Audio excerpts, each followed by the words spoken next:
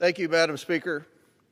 I've taken to the floor today to respond to Minority Leader Hakeem Jeffries calling me a, quote, stone-cold liar during a press conference defending the recent discovery of Democrats' communication with convicted sex offender Jeffrey Epstein. And I bring with me something that he and many of his fellow Democrats like Jamie Raskin, Jasmine Crockett, and Stacey Plaskett, apparently detest. And that is a thing called evidence. Tuesday, I gave a speech on the House floor detailing my House Oversight Committee's good work to date on our Epstein investigation.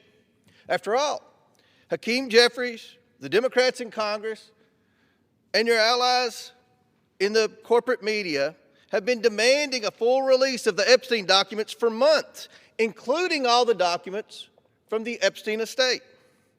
So without hesitation, I subpoenaed all of the Jeffrey Epstein estate documents because I, as well as my Republican colleagues on the House Oversight Committee, we want to know what really happened, what went on, who was involved in these unspeakable crimes. We want justice for the survivors. That's why we're doing this investigation. So House Oversight obtained over 30,000 pages of documents from the estate.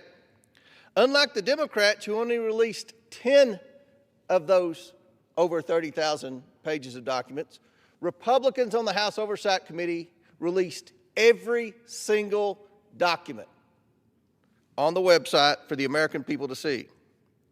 Democrats and many in the media were anxiously clutching their pearls in anticipation of potential dirt on President Trump. In the end, after full transparency by the Republicans on the Oversight Committee, there was nothing new about the president's former relationship with Epstein, and certainly nothing scandalous. But we did find two sitting Democrat members of Congress had communication with Epstein. First, it's been highly reported and debated about Congresswoman Stacey Plaskett texting during an Oversight Committee hearing with Jeffrey Epstein while trying to conspire with him to hurt or embarrass Donald Trump.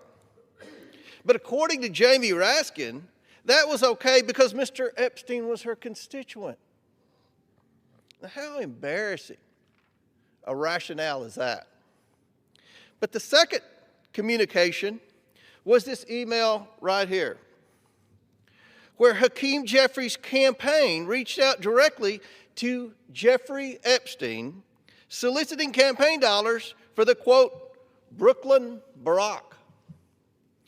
Now, whereas Jamie Raskin explained Plaskett's communication with Epstein as simply responding to a constituent, Hakeem Jeffries had a very different response when asked about it by the media. He denied its existence. Hakeem Jeffries said Comer is a stone-cold liar, and then he reverted to calling me names for the second week in a row. So let's read it to make sure. To Jeffrey Epstein, and that's the real Jeffrey Epstein, not Jasmine Crockett's Jeffrey Epstein. This is the real Jeffrey Epstein. From Hakeem Jeffries' campaign. Dear Jeffrey, we are thrilled that we are working with Congressman Hakeem Jeffries, one of the rising stars of the New York delegation, sometimes referred to as Brooklyn's Barack. Hakeem is committed to electing a Democrat majority in 2014 and is encouraging his friends to participate in a DCCC fundraising dinner with President Obama and Hakeem Jeffries. It ends with a number for Jeffrey Epstein to call to go to the dinner and, quote, get an opportunity to get to know Hakeem better. Here's the evidence. The email speaks for itself. The only stone-cold liar in this debate is Hakeem Jeffries. So, Mr. Minority Leader, take a deep breath, chill out, stop lying, stop with the juvenile name-calling, and own up to the fact that your campaign solicited campaign cash from Jeffrey Epstein. With that, Mr. Speaker, I yield back. The chair recognizes the gentleman from California, Mr. Ruiz, for 5 minutes.